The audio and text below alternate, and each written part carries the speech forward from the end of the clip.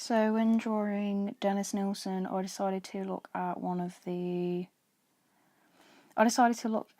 photos in which he was being arrested, as well as his mugshot photo, because I just felt that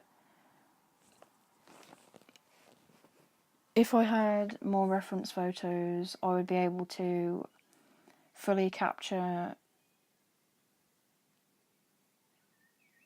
certain features on Dennis Nilsen's face. So Dennis Nilsen had quite a strong jawline, so I wanted to further represent that by just adding quite solid lines, to add solid, sharp, diagonal lines just to further emphasise the sharpness of his jaw. And then he also had quite dark, deep set under eye bags, and so I wanted to further emphasise those by just having really harsh black lines beneath his eyes. And then I also observed the fact that Dennis Nilsen's philtrum was quite long and defined, and so I just wanted to add that small aspect of his face just to further emphasise the fact that it is Dennis Nilsen who I was drawing. And then also, when looking at his eyes, I'd also witnessed that his eyes were quite small, but then the pupils were quite black and quite round. And then also the top set of his eyelashes looked quite thick, and so I just wanted to emphasise those by having his pupils quite large, and then also emphasising his thick eyelashes by adding a thick solid black line above his eyes, which in turn I feel it makes him look quite angry, which is really appropriate in terms of his character. And so when looking at aspects of his childhood, I decided to draw a torso that was covered in semen, because during his childhood he often had homosexual fantasies of being sexually assaulted by a boy, and I feel that just the fact that he fantasised about being sexually abused was something that was really disturbing. And then also the fact that he continually had homosexual fantasies, and then as he progressed into adulthood, he finally discovered that he was gay. I just feel that drawing this was quite integral to show how they had to be kept hidden, because his mom was extremely religious, and so he was never able to. So when drawing Dennis Nilsen's twisted childhood fantasies, I decided to draw the male's torso as a character, just to further emphasise that cartoon aspect of my concept, because I feel that if I was to draw semen on a male's chest realistically, it wouldn't necessarily be interpreted as sexual assault, because there wouldn't be any emotion behind it. Whereas the fact that I've drawn the torso as angry by adding dark, thick eyebrows that are direction downwards, and then adding a frown to the torso, it just further emphasises the fact that Dennis Nilsen was not only... So next I decided to draw a tie which was one of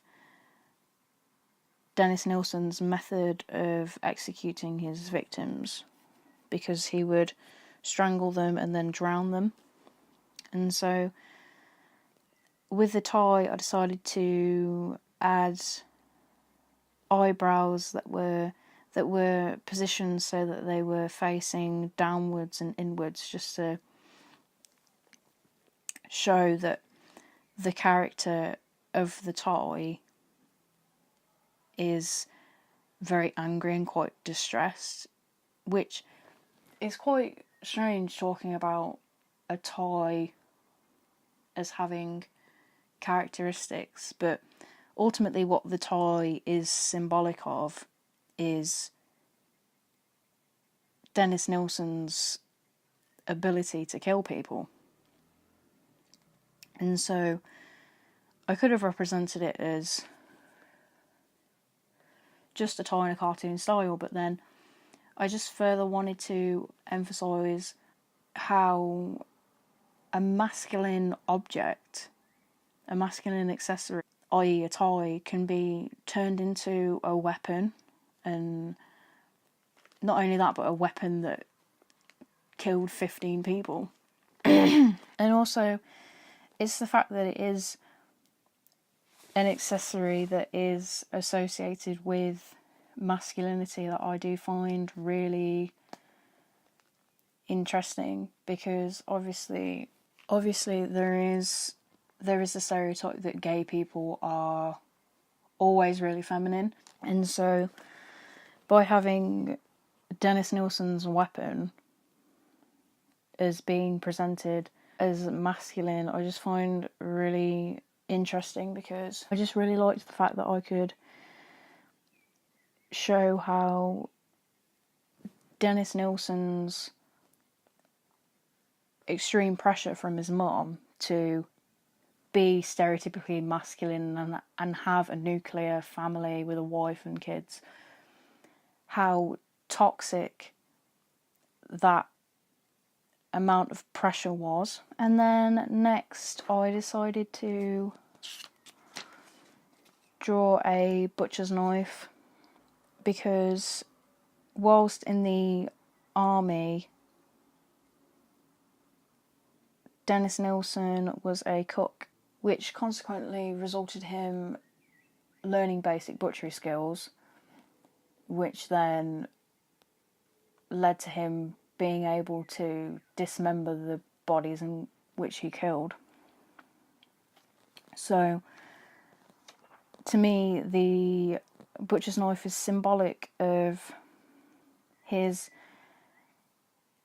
initial connections with death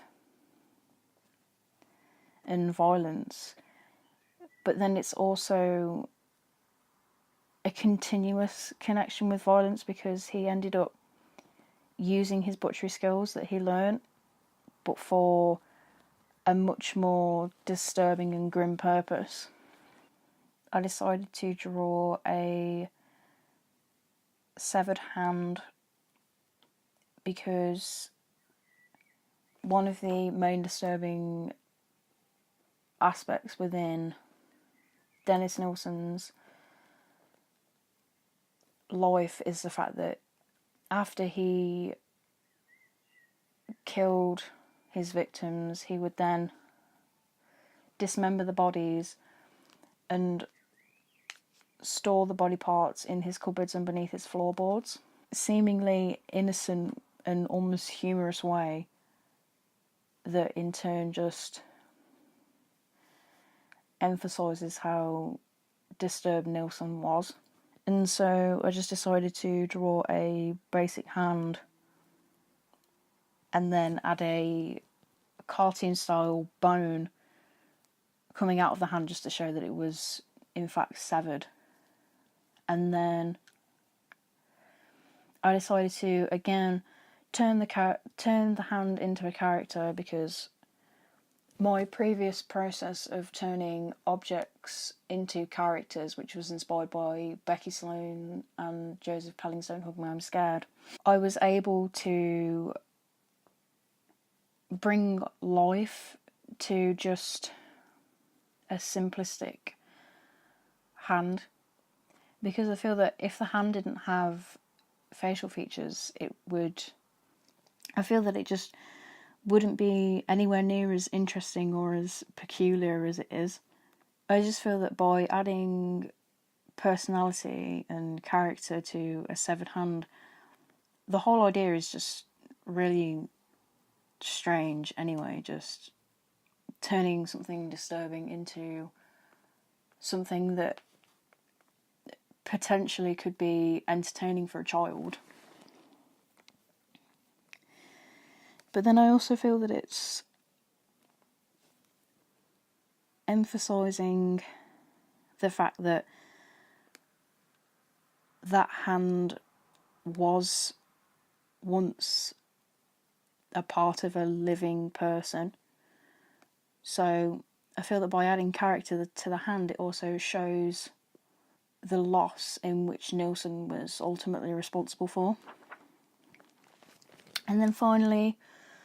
I decided to draw Dennis Nilsen's mother, because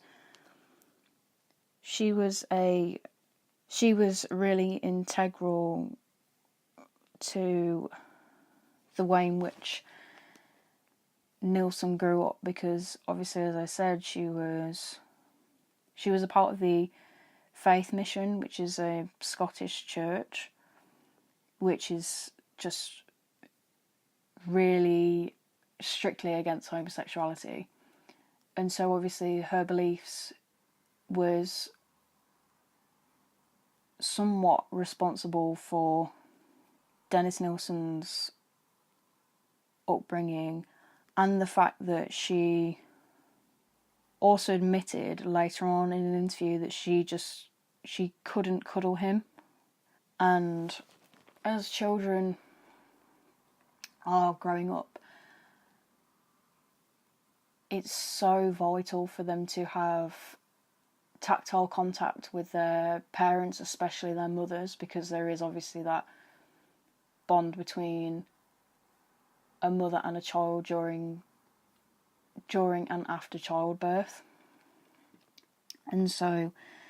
Nilsen wasn't receiving that affection, so